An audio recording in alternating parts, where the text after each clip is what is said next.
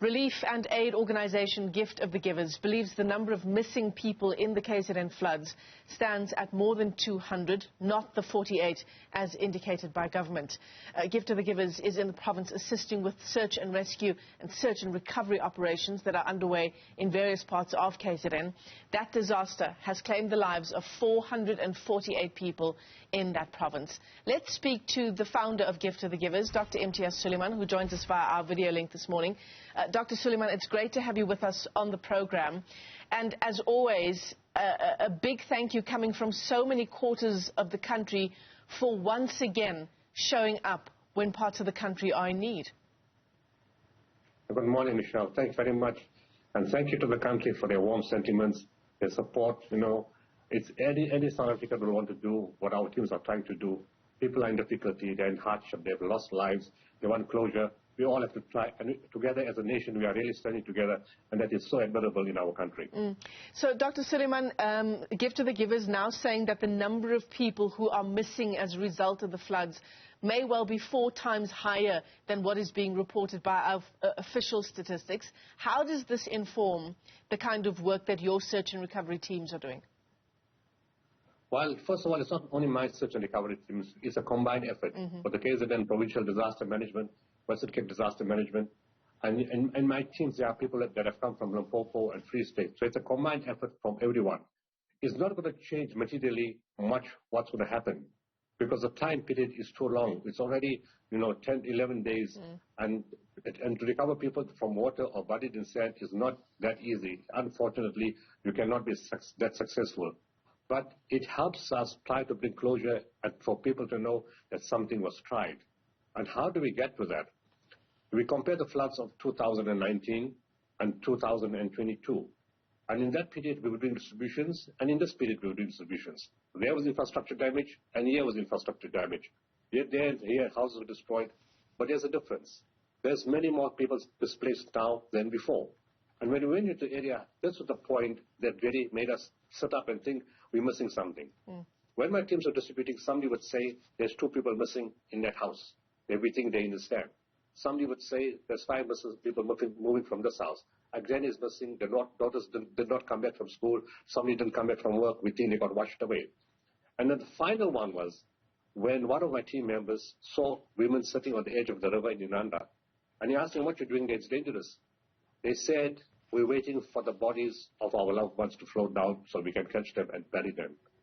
Then we started thinking, this is too consistent. It has never happened before. It looks like many more people have passed on than we really know. And that's when we decided to put our team together. And at the same time, of course, other departments also putting teams together. But this could be pure speculation. How do you get a definitive answer? And we then send out a message to say, here's a WhatsApp number.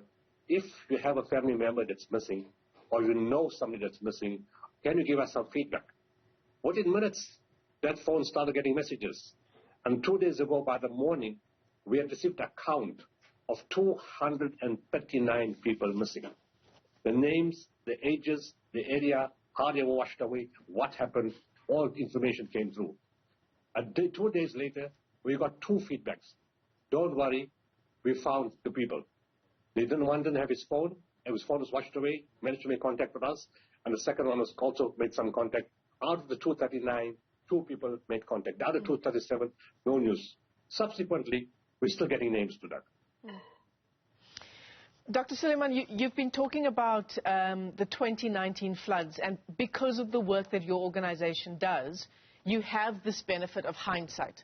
So you can tell us, when you were doing your relief efforts in 2019 versus the relief efforts that you and other organizations, including government, are doing now, what has changed?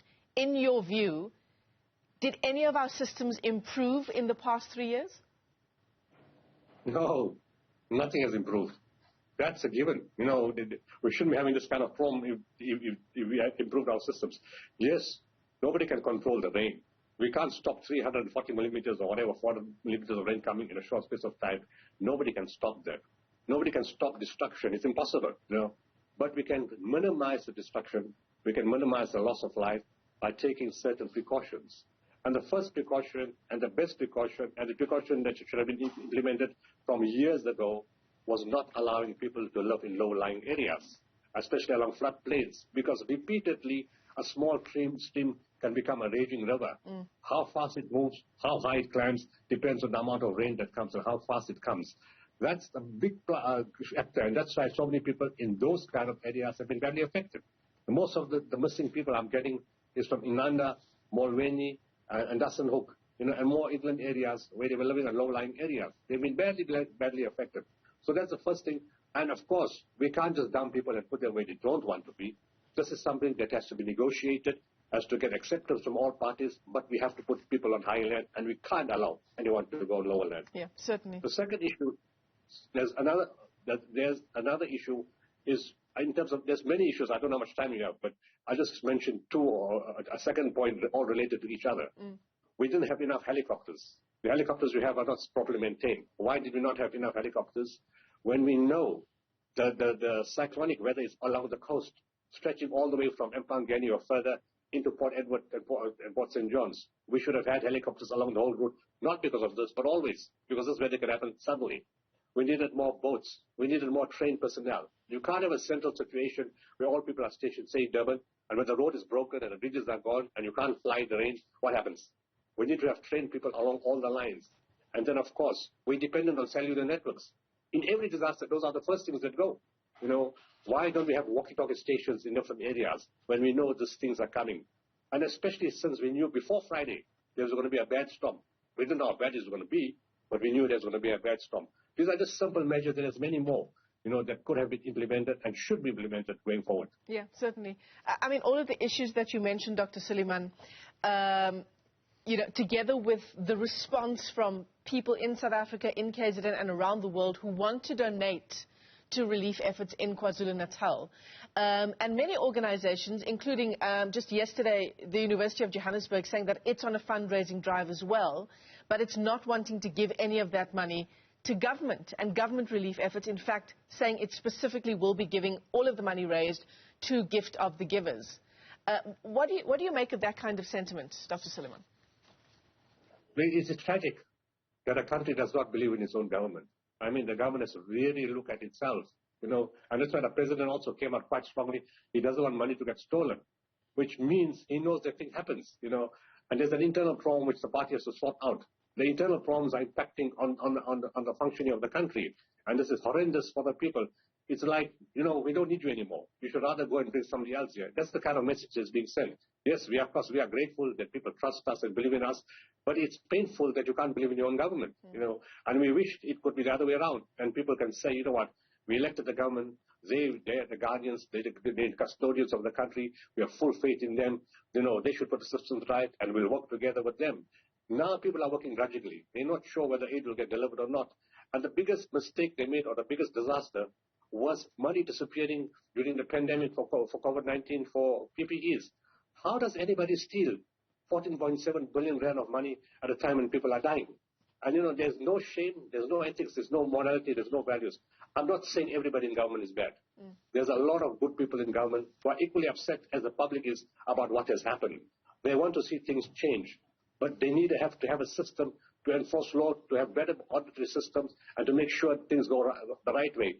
I mean, at the post-budget breakfast, Finance Minister Godagwana was straightforward, he was clear, he was transparent. He said, I wish we could find reliable people who could fix things in the whole country and just give those contracts to those people who are reliable, and can do the job done. He then says in the same meeting that his people around him, his advisors and his staff and his administration said, Minister, there are people in your party that will be very unhappy if you do that. There will be internal fighting because everybody wants the contracts. And that is the state of where we stand now, which they have to fix urgently and immediately. Yeah, incredibly disheartening, that sentiment that you're describing there. Dr. Imtiaz Sooliman, let me thank you for your time this morning, and thank you once again for the incredible work that you and Gift of the Givers continue to do now specifically in KwaZulu-Natal.